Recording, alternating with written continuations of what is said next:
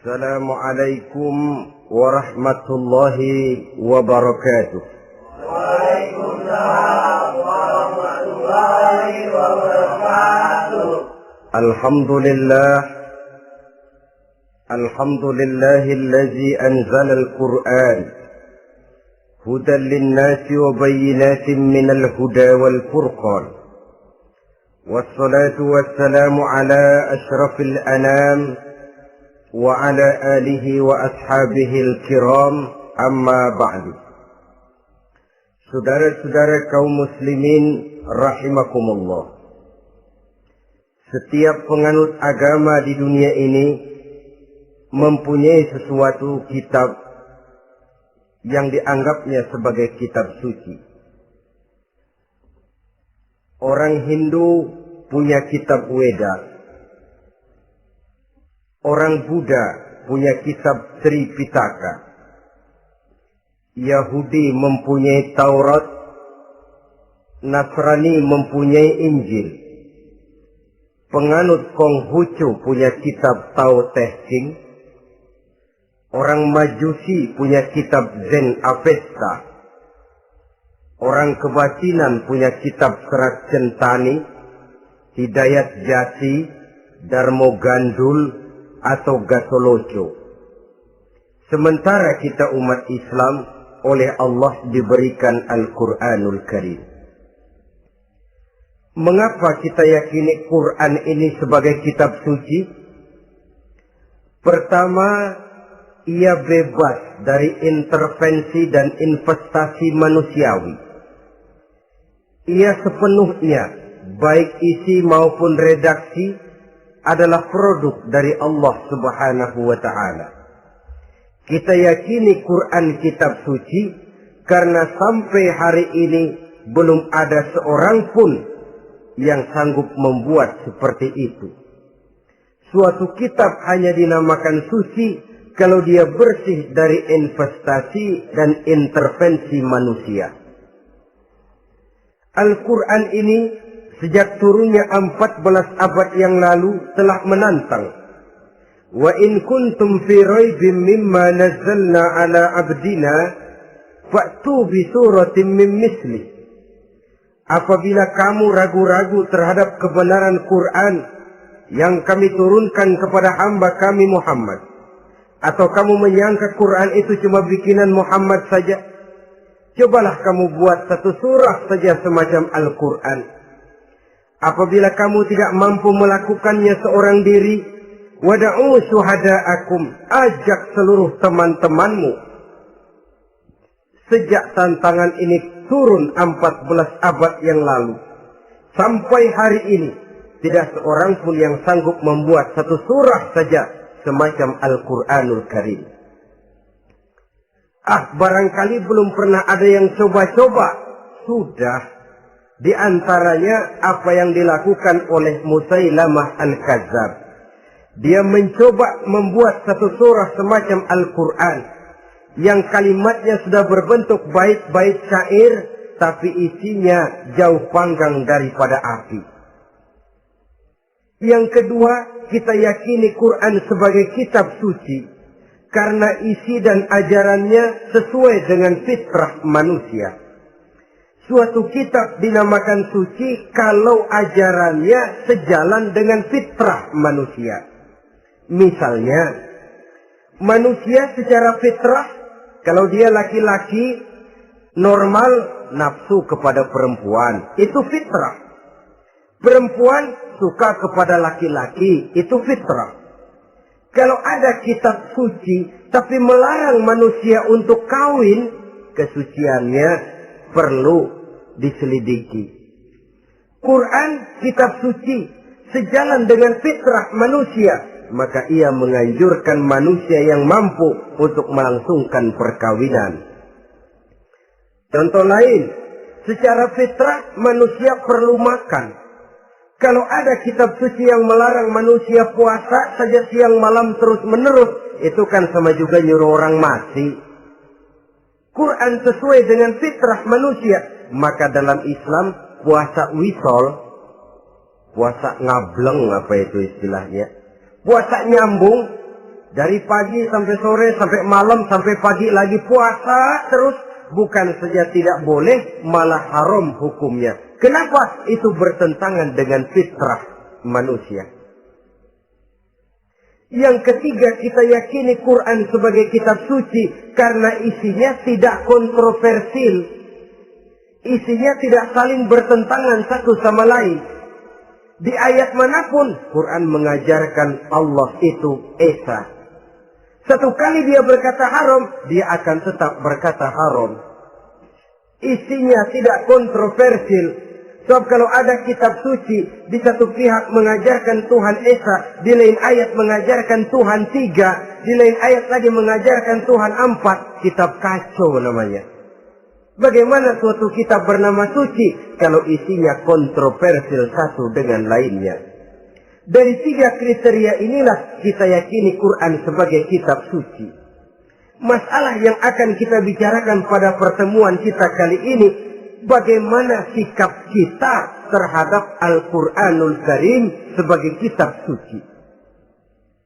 Berangkat dari sebuah hadis di mana Rasulullah Sallallahu Alaihi Wasallam pernah memberikan tawaran. Beliau bersabda, "Man ja'ala al-Qur'ana amamahu qadahu ilal jannah, wa man ja'ala al-Qur'ana khalfahu saqahu ilan nar." Siapa yang menjadikan Quran sebagai imam, maka Quran akan membimbing dia ke dalam surga. Tetapi siapa yang menjadikan Quran sebagai makmum, maka Quran akan mendorong dia ke dalam neraka.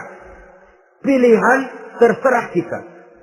Siapa yang menjadikan Quran sebagai imam, ditempatkannya Al-Quran di depan, dia ikuti petunjuk dan ajaran Al-Quran, maka Quran akan membimbing dia ke surga. Surga dunia, lebih-lebih lagi surga akhirat.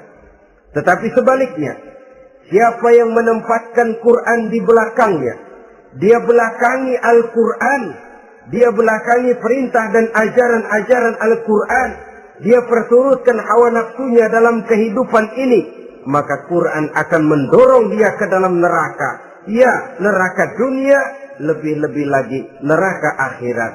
Pilihan terserah kita. Saya mau tanya, kira-kira Quran dalam hidup kita jadi imam apa jadi makmum? Imam apa makmum? Kalau Quran jadi imam, artinya kita umat Islam jadi makmum. Resiko dan logika tentu. Makmum harus ngikuti imam. Imam takbir, makmum takbir. Imam ruku, makmum ruku. Imam sujud, makmum sujud. Imam tahiyat, makmum tahiyat. Itu namanya Quran jadi imam, kita jadi makmum. Artinya dalam terjemahannya pada kehidupan, kalau merah kata Quran, merah kita kata. Hijau kata Quran, hijau kita bilang. Ke barat kata Quran, ke barat kita pergi. Ke timur kata Quran, ke timur kita berangkat. Halal kata Quran, halal kata kita. Haram kata Quran, haram kita bilang. Itu Quran imam, kita makmum. Nyatanya kadang-kadang kontras. Nyatanya kadang-kadang paradok. Merah kata Quran, hijau dong kata kita. Halal kata Quran, remeng-remeng kata kita. Ke barat kata Quran, ke timur kita pergi. Dalam praktek kita mau jadi makmum, Quran kita suruh jadi imam. Kita sesuaikan Quran dengan selera kita. Mana-mana ayat yang menguntungkan, mana ayat yang sesuai dengan mau kita, itu yang kita baca kuat-kuat. Itu yang kita canangkan ke tengah masyarakat ramai. Tapi manakala Quran itu bertentangan dengan nafsu kita, bertentangan dengan gaya dan kepribadian kita umpetin itu Quran. Kalau kita cuma umpetin lumayan, kadang-kadang kita tuduh Quran ketinggalan zaman. Kita anggap Quran tidak relevan lagi dengan situasi dan kondisi. Kalau sudah begitu, sudah menyeberang terlalu jauh namanya. Saudara-saudara kaum muslimin rahimakumullah. Inilah makna hadis Nabi yang diriwayatkan dari Imam Ali bin Abi Thalib, bersabda Rasul, "Man qara'al Qur'ana fastazharahu fa ahalla halalahu wa harrama haramahu adkhalahul jannah." Barang siapa yang membaca Al-Quran lalu memperhatikannya, kemudian menghalalkan yang halal dan mengharamkan yang haram, maka Allah akan memasukkan orang itu ke dalam surga. Ya surga dunia, ya surga akhirat. Apabila kita renungi hadis ini, maka untuk berimam kepada Al-Quran ada 3 jalan utama yang harus kita laksanakan. Pertama, dari kalimat man qara'al Qur'an, barang siapa yang membaca Al-Quran. Ini artinya siapa yang ingin menjadikan Quran sebagai imam di dalam kehidupan, jalan pertama yang harus ditempuhnya menanamkan kegemaran membaca Al-Quranul Karim. Al-Quran gharibun fima baina qaumin la yaqra'una. Quran akan jadi asing, Quran akan jadi aneh kalau terletak di tengah rumah orang Islam yang tidak suka membaca Al-Quranul Karim. Jadi langkah pertama, tanamkan kegemaran membaca Al-Quran. Saya tidak menyalahkan kalau remaja kita gandrung kepada Stevie Wonder. Baik kalau mereka senang kepada suara emasnya Michael Jackson atau suaranya Madonna. Tapi kalau sampai harus mengalahkan kecintaan mereka kepada membaca Al-Quran, ini ironi.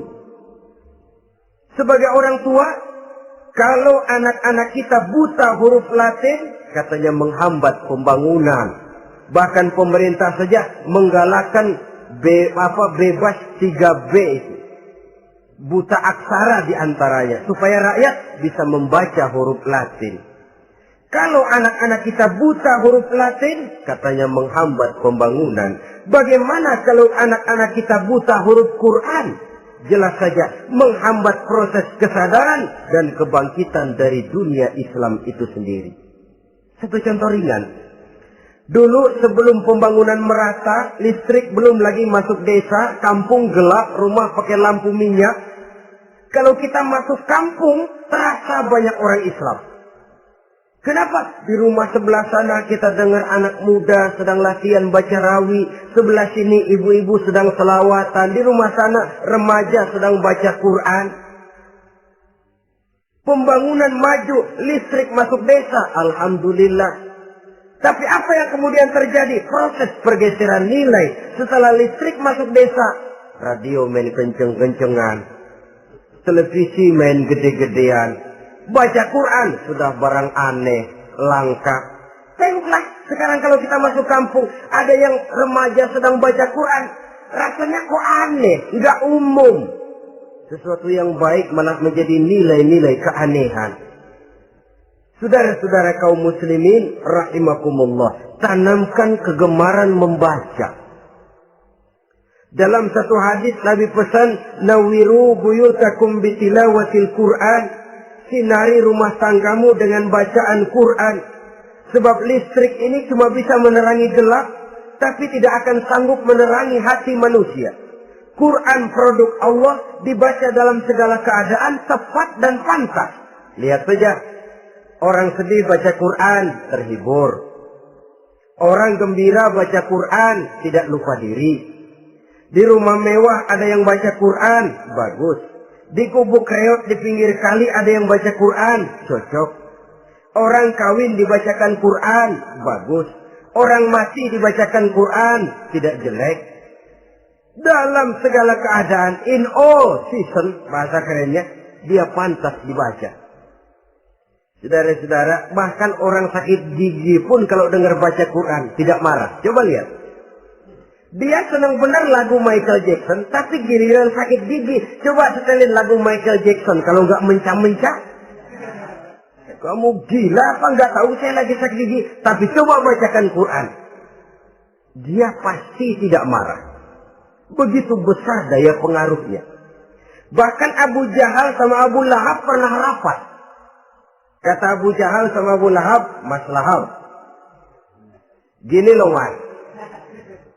Kenapa? Ini saya pikir-pikir salah satu yang menyebabkan kenapa saudara kita banyak ikut ajaran Muhammad. Mereka kalau sudah dengar bacaan Quran terpesona. Jadi kita blokir saja. Caranya gimana? Kasih pengumuman kepada Quraisy, jangan sekali-kali mau dengerin Muhammad baca Quran. Kamu juga jangan. Dan kamu, saya pun begitu. Mari kita janji, tidak mau dengar bacaan Quran. Salaman. Pulang ke rumah masing-masing. Dapat 1 hari tahan, 2 hari bertahan, 3 hari, seminggu ke atas. Abu Jahal mulai ada semacam rindu. Kangen pengen dengar ayat Quran. Karena secara pribadi dia mengakui keindahan gaya bahasanya jauh lebih tinggi dari kemampuan penyair Quraisy. Isi ajarannya sangat dalam dan menyentuh segi-segi kehidupan manusia. Gak tahan Abu Jahal kayak dikilikin hatinya. Keluar rumah mindik-mindik, umpet-ngumpet. Ngempet di rumah Nabi. Pengen dengar Nabi baca Quran. Rupanya Abu Lahab sama. Pikir Abu Jahal, Abu Lahab gak bakalan keluar. Abu Lahab berpikir, Jahal pasti di rumah. Dua-duanya bareng berangkat ke rumah Nabi. Cuma yang satu dari sebelah barat, yang satu dari sebelah timur. Ngempet, ketemu di sudut, sama-sama kaget. Jahal, loh kamu Lahab? Iya, kamu ngapain? Lah kamu ngapain? Akhirnya sama-sama malu. Sama-sama tidak bisa menahan diri. Akhirnya sama-sama ngakuin. Bagaimanapun kita harus akui bahwa Al-Quran ini mengandung daya pesona yang sangat luar biasa. Itu dari segi bacaan. Belum lagi dari segi ajaran. Belum lagi dari segi isi. Tanamkan kegemaran membaca Al-Quran. Sampai-sampai Nabi katakan, Innal ladzi laisa fi jawfihi syai'un minal Quran kal baitil kharib. Orang yang dari tenggorokannya belum pernah keluar ayat Quran barang sepotong pun, belum pernah ngaji barang seayat pun, itu orang kata Nabi kal baitil kharib, kayak rumah kosong. Rumah kan kalau kosong biar bagus, mewah, besar, perabotannya lengkap. Kalau kosong, angker. Setan kuntilanak memedi, betah benar di situ. Saudara-saudara kaum muslimin rahimakumullah. Dalam satu percontohan Nabi mengatakan begini. Masalul mu'minil ladzi yaqra'ul Qur'an kamasalil utrujah. Rihuha thayyibun wa ta'muha thayyibun. Orang mukmin yang suka membaca Quran adalah ibarat buah utrujah. Baunya wangi, rasanya lezat. Kira-kira kalau di negeri kita buah apa utrujah ini? Semacam jeruk yang manis lah. Sudah baunya wangi, rasanya enak. Itu buah itu. Orang mukmin yang suka baca Quran kayak buah itu. Baunya wangi, rasanya enak. Artinya syiarnya hidup, isinya memang orang mukmin. Sebaliknya, wa masalul mu'minil ladzi la yaqra'ul Qur'an kamasalit tamrah la riha laha wa ta'muha hulwun. Orang mukmin yang tidak suka baca Quran kayak korma. Rasanya emang manis, cuman kagak ada baunya. Artinya apa? Syiarnya kurang. Kalau orang belum tapi kenal kan kagak mau makan korma. Kenapa? Nggak ada baunya. Daya tariknya kurang, walaupun rasanya enak. Kalau daya tariknya nggak ada, kan nggak ada iklannya, tidak ada syiarnya. Itu orang mukmin yang tidak suka membaca Quran. Ibarat buah, nggak ada baunya, walaupun rasanya enak. Orang kurang tergerak, kurang syiar, kurang daya tarik. Sebaliknya, wa masalul munafiq allazi yaqra'ul Qur'an kamasalir raihanah rihuha thayyibun wa ta'muha murrun. Orang munafik yang suka baca Quran seperti buah raihanah. Apa itu? Baunya wangi, rasanya pahit.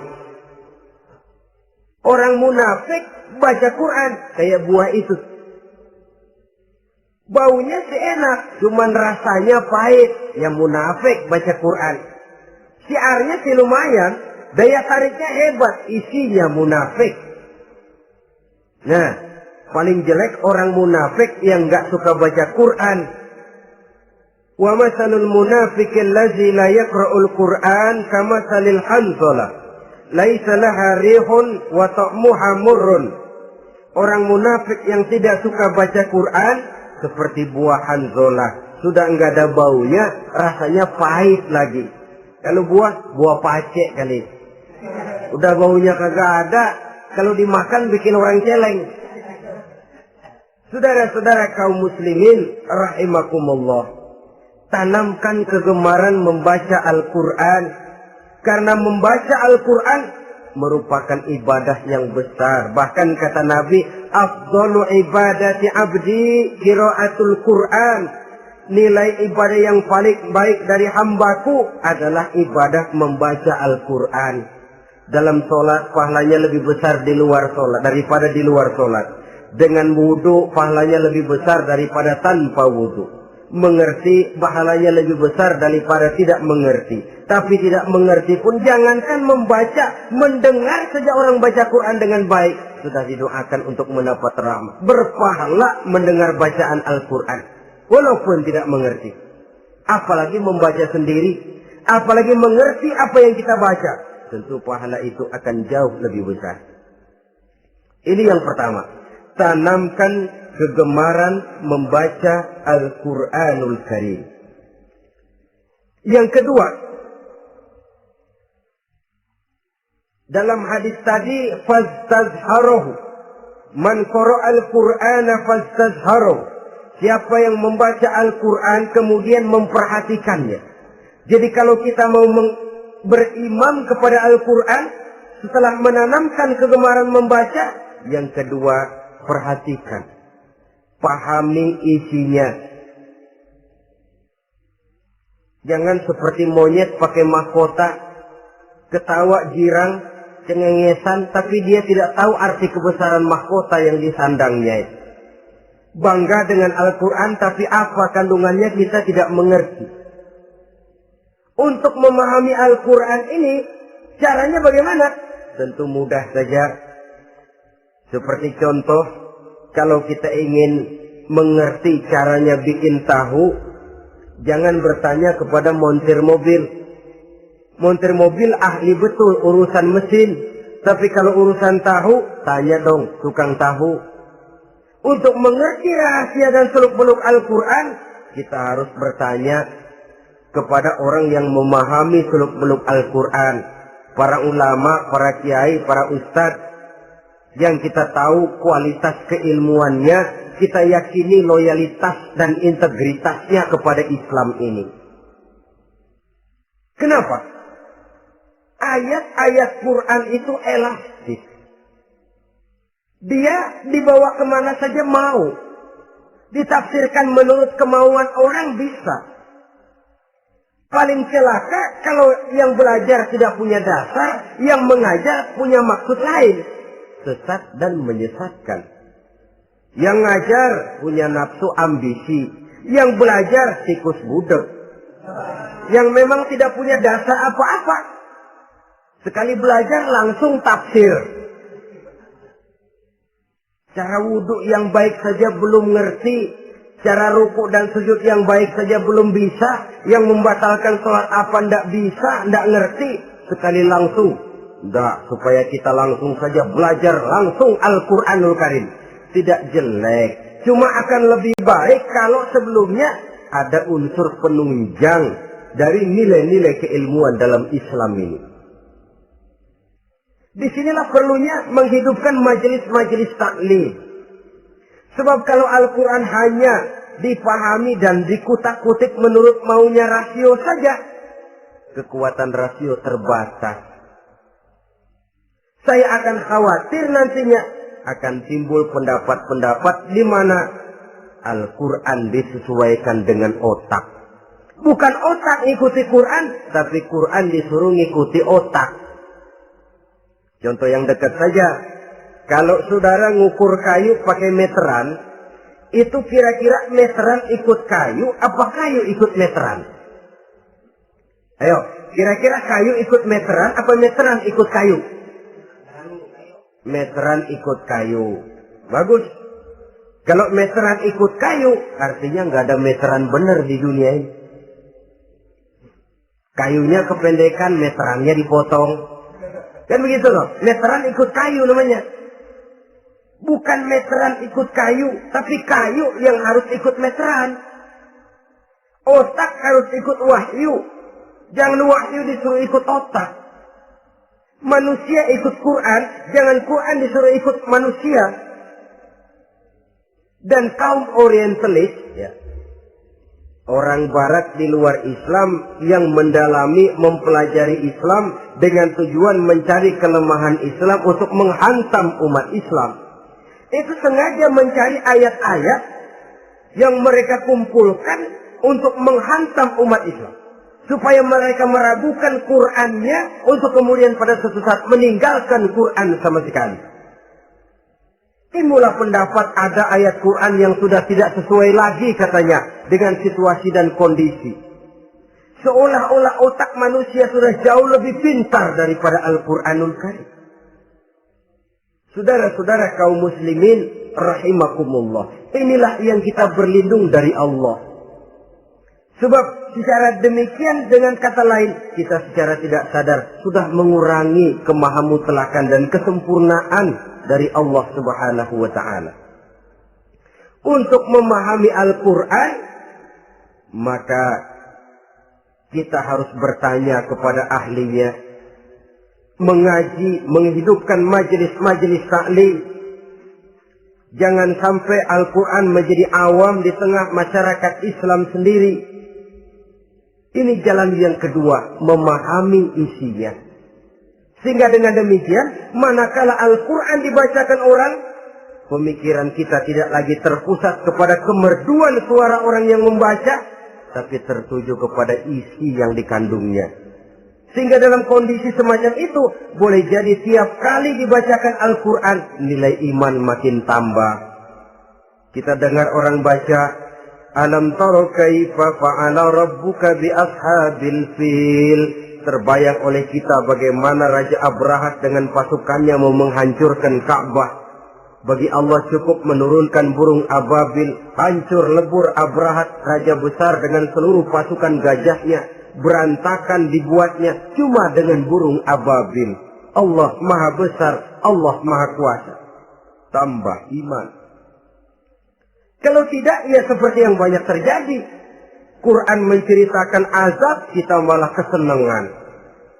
Walakum azabun alim. Kamu akan mendapat azab yang pedih. Kita teriak di pojokan, toyib, toyib. Allah, alhamdulillah. Digambarkan azab malah baik-baik. Bahwa kita suka, kita gemar kepada bacaan Quran dengan suara yang merdu, alhamdulillah. Akan lebih baik lagi kalau kita mengerti apa yang dibacanya. Sebab perintah membaca tersirat makna perintah untuk memahami. Perintah memahami tersirat makna untuk mengamalkan. Dengan kata lain, kita hanya bisa mengamalkan Quran dengan baik kalau kita mengerti isinya. Kita hanya bisa mengerti isinya kalau kita rajin membacanya. Baik membaca yang tersirat, baik membaca yang tersurat dengan petunjuk para alim ulama, para kiai, dan orang-orang yang ahli di bidang itu. Saudara-saudara kaum muslimin rahimakumullah, inilah jalan kedua. Upayakan memahami isinya. Hidupkan kajian-kajian agama, hidupkan majelis-majelis taklim. Jangan sampai Al-Quran asing di hati kita sendiri. Jangan sampai kita awam terhadap makna kandungan dan ajaran Al-Quran, sementara kita yakini bahwa dialah yang akan bisa membimbing kita menuju kebahagiaan sejak dari dunia sampai ke akhirat nanti. Jalan ketiga untuk berimam kepada Al-Quran, setelah menanamkan kegemaran membaca, lalu berupaya memahami isinya, yang ketiga adalah mengamalkannya dalam kehidupan sesuai dengan kemampuan yang kita miliki. Quran tidak akan membawa berkah Kalau ajaran yang terkandung di dalamnya kita baca, tapi kemudian kita injak-injak dalam praktek kehidupan. Quran mengatakan riba haram, tapi praktek kita dalam hidup malah senang betul kepada riba. Quran mengajarkan jagalah kesatuan persatuan dan ukhuwah Islamiyah. Praktek yang kita lakukan malah centang perenang, malah saling bertolak belakang, malah kadang menjegal kawan seiring, menggunting dalam lipatan, ramai kita dengan kita. Lalu kelemahan pun menjadi kenyataan di mana-mana. Quran sekali lagi tidak akan membawa berkah kalau yang kita baca kita injak-injak. Tentang pengamalan Al-Quran ini, Allah Subhanahu wa ta'ala mengklasifikasi manusia dalam firman-Nya. ثم أورثنا الكتاب الذين اصطفينا من عبادنا. Kemudian kami wariskan Al-Quran ini kepada hamba-hamba kami yang kami pilih. Ya Allah, coba saja kita lihat ayat ini. Quran kitab pilihan, diberikan kepada umat pilihan, yaitu kita-kita ini. Lalu bagaimana umat pilihan ini setelah menerima Al-Quran? Terbagi dalam 3 kelompok besar. Pertama kata Allah, faminhum zalimun li nafsihi. Di antara mereka ada yang setelah menerima Al-Quran kemudian zalim kepada dirinya sendiri.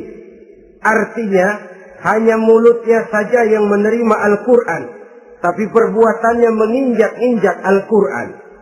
Orang semacam ini tidak zalim kepada Allah, tidak zalim kepada Rasulullah, tetapi orang semacam ini zalim kepada dirinya sendiri. Dia terima Quran dengan mulutnya, tapi dia injak-injak Quran dengan perbuatannya. Na'udzubillah summa na'udzubillah. Kelompok yang kedua, faminhum muqtasid. Di antara mereka ada yang setelah menerima Al-Quran lalu muqtasid. Muqtasid ini 50-50. Ngambil jalan tengah. Ajaran Quran dipakai, ajaran setan dikerjain. Artinya juga perintah Quran oke, larangan Quran ho-oh.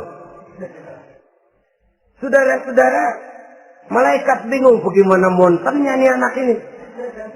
Perintah Quran dikerjain, larangan Quran juga dikerjain. Ini muqtasid. Nah, yang ideal adalah golongan yang ketiga kata Allah, wa minhum sabiqun bil khairati biiznillah.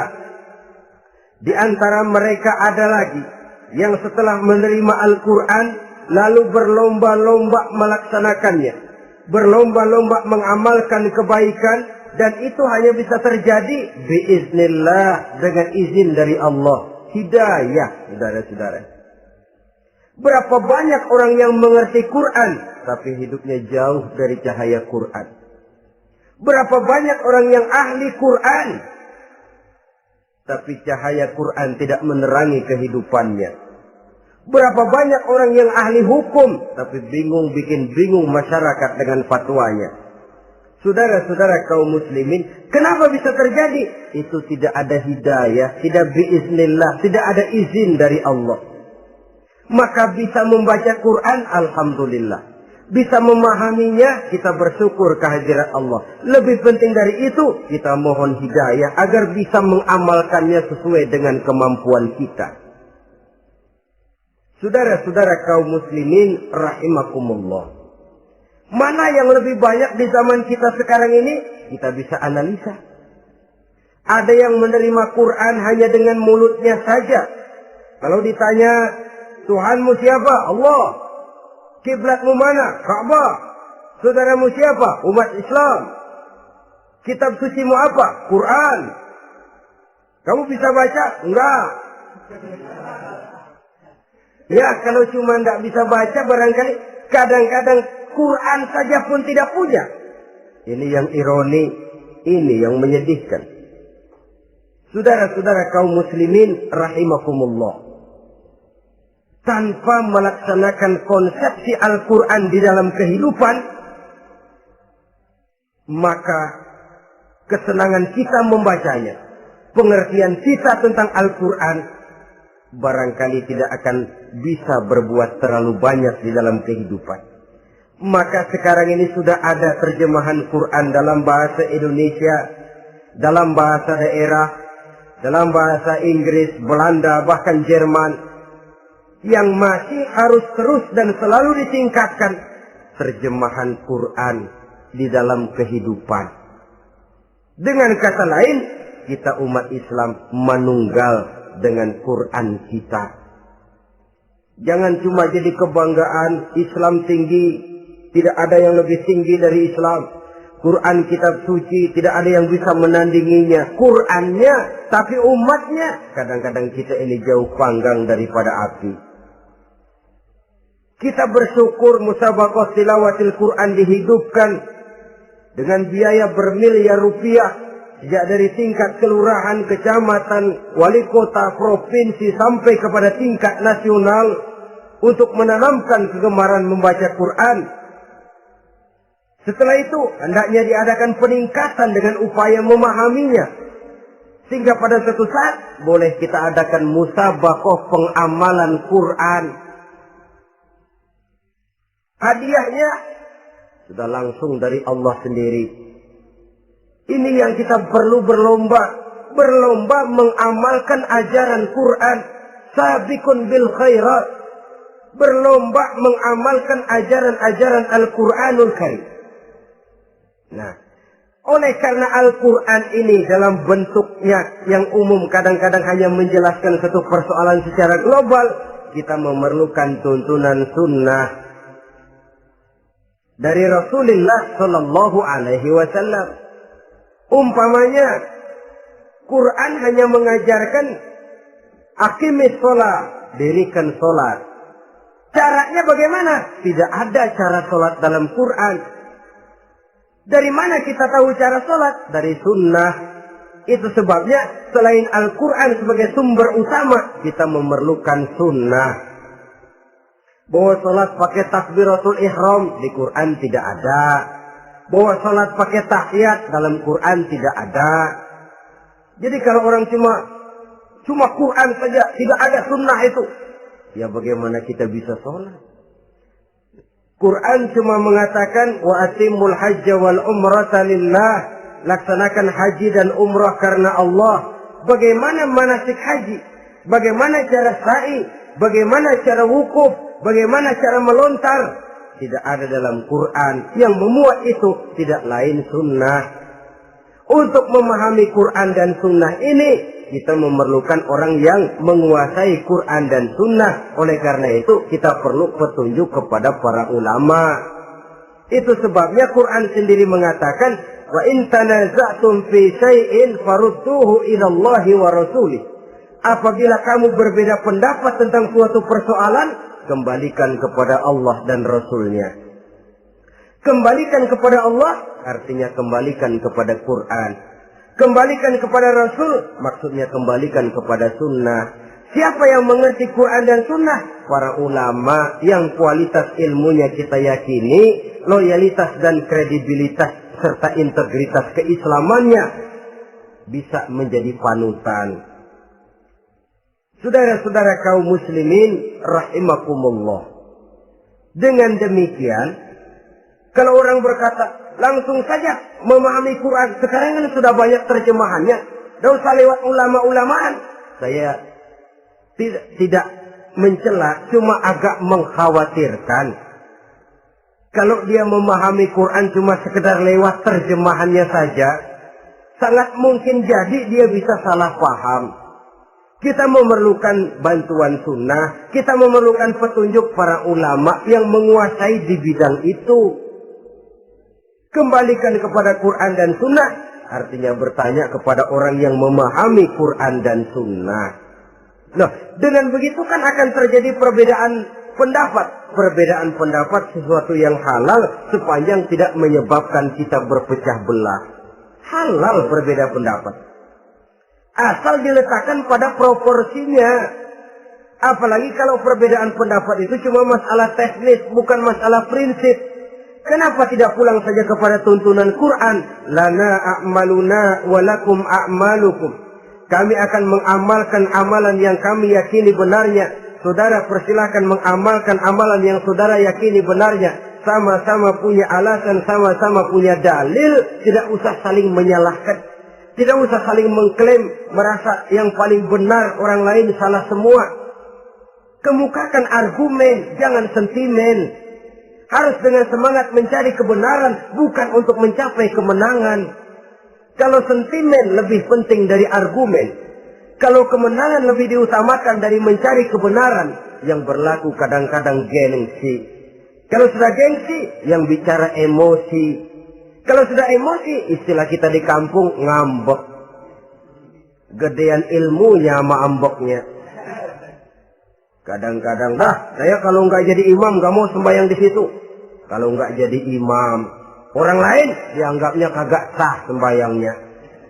Pokoknya kalau nggak ngaji sama saya, Islamnya kurang benar. Mengklaim. Perbedaan pendapat wajar, halal, asal tidak menyebabkan kita berpecah belah. Dan sewajarnya kita lebih berusaha mencari titik pertemuan, memperbesar persamaan, dan bukan mengutak-utik perbedaan.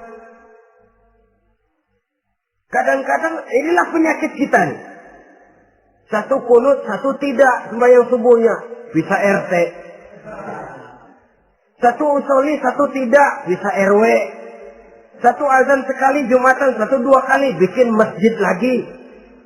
Kenapa bukan persamaannya yang dicari? Kenapa justru perbedaannya yang diperbesar? Yang masalah macam ini sampai kiamat tidak pernah selesai.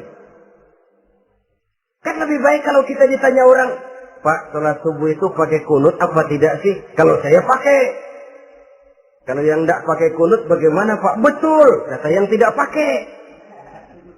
Jadi yang pakai kunut betul. Betul, karena saya pakai kunut. Yang tidak juga betul. Betul, kata yang tidak pakai. Kalau yang kunut betul, yang tidak kunut betul. Lalu yang salah yang mana Pak? Yang salah yang subuh nggak sembahyang. Lebih objektif, proyek garapannya ada, umat tidak berpecah belah. Ini yang konyol, kadang-kadang khutbah Jumat pakai membongkar khilafiyah, menghantam tahlil, menghantam kunut. Selesai sembahyang Jumat, apa yang terjadi? Umat resah, masyarakat gelisah, polemik timbul, masalah tidak terselesaikan. Orang jadi khotib itu raja dalam mimbar Jumat, siapa yang mau bantah dia? Kalau memang mau buka itu persoalan khilafiyah, buka dalam forum khusus. Adakan pengajian, jelaskan masalahnya secara luas, mendasar. Jangan mengklaim dan memponis. Berikan kebebasan kepada umat untuk menilai. Masalahnya selesai, yang tidak puas bisa bertanya. Saudara-saudara, sudah lewat masanya kita meributkan soal itu. Sudah datang waktunya di mana kita lebih mementingkan dan membicarakan masalah-masalah yang lebih mendesak dihadapi oleh umat. Kemiskinan misalnya, kebodohan misalnya, keterbelakangan umpamanya, peluang untuk mendapatkan pendidikan yang layak bagi anak-anak kita yang berotak cerdas tapi tidak punya kemampuan ekonomi umpamanya. Itu akan lebih objektif ketimbang kita membicarakan masalah-masalah yang sampai kiamat tidak akan pernah selesai. Yang hanya akan menyebabkan kita menjadi lemah, persatuan koyak, solidaritas sosial lalu menurun, saling curiga menjadi tumbuh karenanya, dan pada akhirnya kita tidak akan pernah bisa berbuat banyak. Untung kalau tidak menjadi tertawaan bagi orang yang berdiri di luar pagar. Saudara-saudara kaum muslimin rahimakumullah. Sekali lagi, Al-Quran tidak akan membawa berkah kalau yang kita baca, kita injak-injak. Oleh karenanya, untuk berimam kepada Quran ini, sekali lagi pertama, tanamkan kegemaran membaca. Yang kedua, upayakan memahami isinya melalui bimbingan orang yang ahli bidang itu. Yang ketiga, amalkan sesuai dengan kemampuan. Sebab itu ada prinsip, kalau isi suatu hadis nampaknya bertentangan dengan otak, kesohihan hadis itu boleh diperiksa. Tapi kalau ayat Quran nampaknya bertentangan dengan otak, otaknya yang harus diperiksa. Jangan Qur'annya lalu disesuaikan dengan otak. Sebab kalau kita sudah berani berteori, ada ayat Quran yang tidak sesuai dengan keadaan. Ayat yang mana? Yang ini. Tahun depan tambah lagi. Tahun depan tambah lagi. Makin lama makin habis Al-Quran itu. Yang perlu diperbarui cara kita memahami Quran. Bukan dengan mengemukakan teori ayat Quran kehilangan relevansi. Cara kita memahami barangkali yang kurang relevan. Dalam konteksnya dengan situasi dan kondisi. Jangan lupa, Al-Quran ini kan untuk semua umur. Dia bisa dipahami secara filosofis, dia bisa dipahami dengan kacamata orang awam. Tingkat kemampuan berpikir orang tidak semuanya sama. Kalau semua orang kita mau ajak berfilsafat, merenung dalam-dalam, menerawang tinggi-tinggi, ialah buat mereka yang terjangkau oleh perguruan tinggi. Tapi buat saudara-saudara kita, pedagang-pedagang kecil, petani di desa-desa terpencil, remaja-remaja yang jauh dari sentuhan teknologi canggih, sanggupkah mereka berpikir filosofis? Sementara mereka merupakan bagian terbesar dari kondisi umat ini. Saudara-saudara kaum muslimin, oleh karenanya ditentang membaca, memahami dan mengamalkan.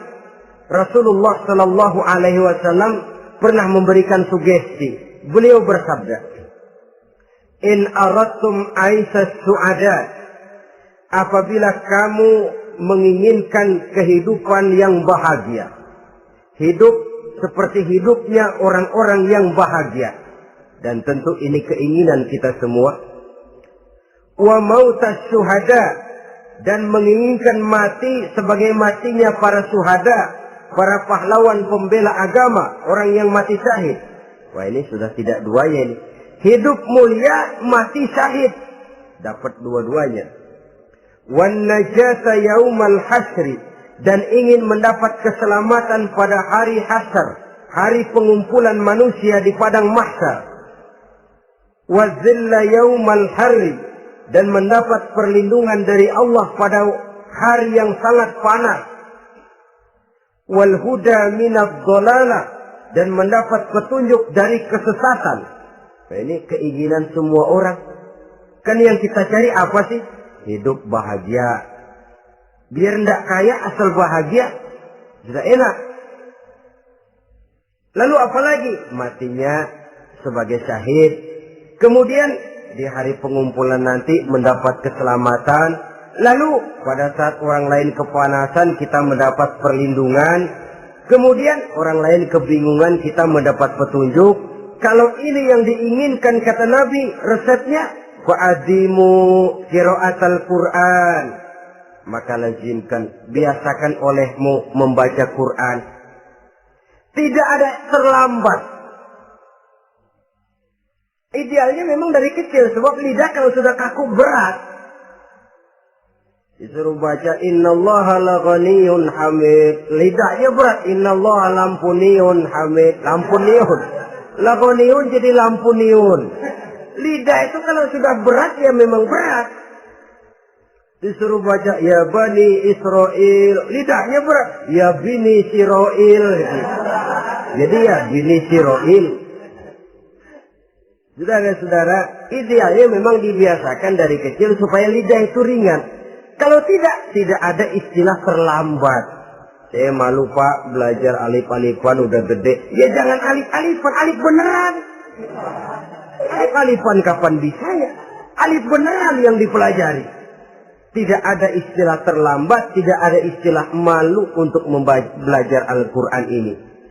Saudara-saudara kaum muslimin rahimakumullah. Ini sugesti untuk menanamkan kegemaran membaca.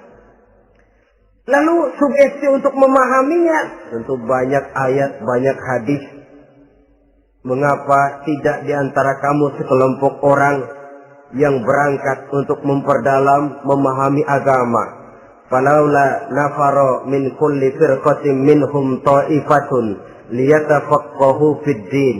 Di tengah kelompok orang yang berangkat belajar teknologi canggih, di tengah grup orang yang mendalami ekonomi, di tengah kelompok orang yang membidangi hukum, di tengah kelompok orang yang sibuk meneliti ilmu-ilmu kedokteran, mengapa tidak ada kelompok orang yang secara takhasus liyatafaqahu fid din, mendalami agama ini, mendalami Quran ini harus ada. Lalu sugesti untuk mengamalkan Al-Quran kelihatan dari peringatan Allah yang kita bisa temukan pada surah Thaha ayat 124 sampai dengan 127.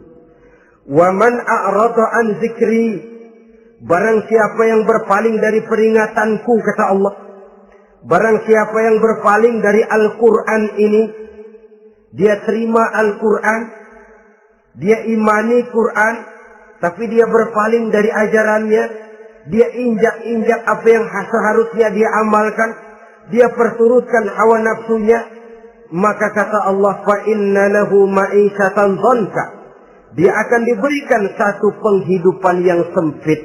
Inna lillahi wa inna ilaihi raji'un. Diberikan hidup yang sempit. Kalau hidup sudah terasa sempit, bagaimanapun luasnya rumah, sempit. Kalau hidup sudah terasa sempit, bagaimanapun banyaknya harta, sumpek. Kalau sudah hidup ini terasa sempit, bagaimanapun luasnya pergaulan, tidak ada tempat kita bertanya, melarikan persoalan, membagi rasa. Siapa yang berpaling dari Quran, dia akan diberikan penghidupan yang sempit.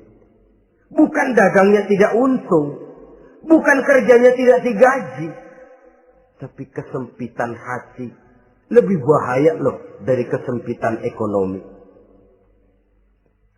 Itu di dunia. Di akhirat, wa nahsyuruhu yaumal qiyamati a'ma. Di akhirat nanti dia akan dikumpulkan oleh Allah dalam keadaan buta. Ya Allah, ya Rasul. Padahal ke akhirat kita baru tumben. Sekali ke akhirat buta. Masya Allah. Di tempat kita lahir saja, kalau tadinya kita melihat, tahu-tahu menjadi buta, kita bingung. Padahal jalan sudah pernah kita lihat, arah sudah pernah kita tahu. Bagaimana di padang mahsyar nanti? Kemana jalan yang akan ditempuh? Kepada siapa kita hendak bertanya?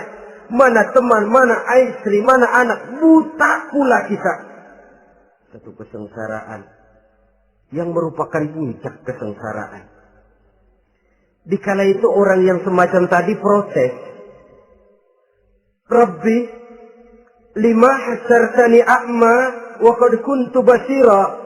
Wahai Allah, kenapa hari ini saya dikumpulkan dalam keadaan buta? Padahal ketika di dunia dulu saya melihat, saya menyaksikan gunung yang menjulang tinggi ke angkasa. Saya melihat lautan yang luas terhampar biru membentang. Saya saksikan tanah, sawah luas menguning. Saya saksikan keindahan alam. Di dunia saya melihat Allah. Kenapa sekarang saya dikumpulkan dalam keadaan begini? Protes dia, tidak terima dia. Allah jawab, kadzalika atatka ayatuna fanasisaha. Kata Allah, begitulah memang. Dahulunya waktu di dunia telah datang ayat-ayat kami kepadamu. Telah turun Al-Quran. Telah datang agama. Fanasisaha. Tapi kamu lupakan dia. Kamu lupakan Quran. Kamu lupakan Islam. Datang ayat, turun Quran, turun agama. Kamu belaga filon.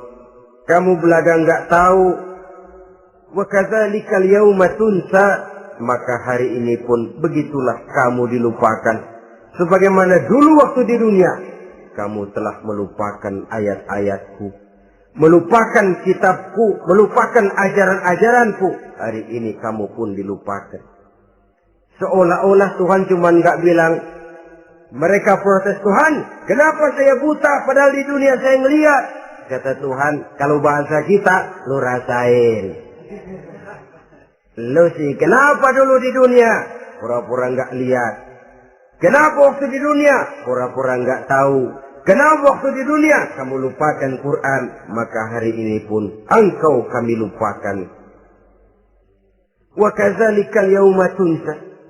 Wa kadzalika najzi man asrafa wa lam yu'min bi ayati rabbih wal azabul akhirati asad wa abqa. Demikianlah kami membalas orang yang berlebih-lebihan, orang yang melampaui batas dan tidak mau beriman kepada ayat-ayat Tuhannya, dan sungguh siksa akhirat itu lebih dahsyat dan lebih kekal. Siksa dunia mungkin kelaparan, kekurangan ekonomi, kekurangan pakaian, tapi berapa hari paling lama seumur manusia? 70 tahun umur kita, ya paling lama begitulah. Tapi siksa akhirat, kesengsaraan akhirat, kesengsaraan neraka, asyaddu wa abqa, lebih dahsyat dan lebih kekal. Di zaman sekarang orang bukan cuma berbuat potong kompas, berpikir pun potong kompas, berpikir pun ngambil jalan pintas. Dia lebih memilih kesenangan yang sedikit dengan mengorbankan kesenangan yang abadi. Dia mengejar surga yang sebentar dengan menghancurkan surga yang kekal. Dicarinya surga dunia, hidup cukup, rumah bagus, makan bagus, pakaian bagus, istri bagus, dengan menghalalkan segala macam cara, berpaling daripada kehidupan agama, lalu menginjak-injak Al-Quranul Karim. Kita berlindung kepada Allah, jangan sampai dimasukkan dalam kelompok yang di akhirat nanti dibangkitkan dalam keadaan buta. Na'udzubillah summa na'udzubillah. Di sini kita terkesan dengan apa yang dikatakan Sayyid Muhammad Abduh, al-Islam mahjubun bil muslimin. Kebesaran Islam kadang-kadang tertutup oleh tingkah laku umat Islam sendiri. Keluhuran dan kesempurnaan Al-Quran tertutup oleh kebodohan umat Islam. Sedangkan untuk mengungkapkan rahasia Al-Quran ini diperlukan keahlian yang kompleks. Saudara yang di Fakultas Teknik belajar teknologi, buka rahasia Quran di bidang teknologi. Saudara yang di bidang kedokteran, buka rahasia Al-Quran di bidang kedokteran. Saudara yang ahli geologi, pelajari struktur kulit bumi dengan mengungkap rahasia Al-Quran. Sehingga pengkajian kita tentang teknologi, pengkajian kita tentang angkasa luar, pengkajian kita tentang anatomi manusia akan berakhir kepada subhanaka ma khalaqta hadza batila. Ya Allah, tidak satu pun yang engkau ciptakan ini sia-sia. Perut bumi mengandung minyak, timah, kekayaan yang berharga untuk manusia. Mempelajari angkasa luar bisa memahami musim dan menyelamatkan manusia. Mempelajari rimba belantara, teknologi canggih, akhirnya akan memperkuat nilai-nilai iman. Menerjemahkan ajaran Quran lewat disiplin ilmu yang kita kuasai masing-masing, untuk kemudian bekerja sama bahu-membahu dalam rangka mengimani Al-Quran, mengamalkan Al-Quran, dan mengawal keluhuran Al-Quranul Karim yang atas dasar tuntunannya kita hidup, untuknya kita berjuang, dan dalam bimbingannya kita ingin kembali menghadap Allah Subhanahu wa Ta'ala. Inilah pertemuan yang singkat ini. Mudah-mudahan kita diberikan kekuatan oleh Allah untuk berimam kepada Al-Quran, menjadikannya sebagai pedoman utama di dalam kehidupan kita. Terima kasih atas segala perhatian. Mohon maaf atas segala kekurangan. Usikum wa nafsi bitaqwallah. Wassalamualaikum warahmatullahi wabarakatuh.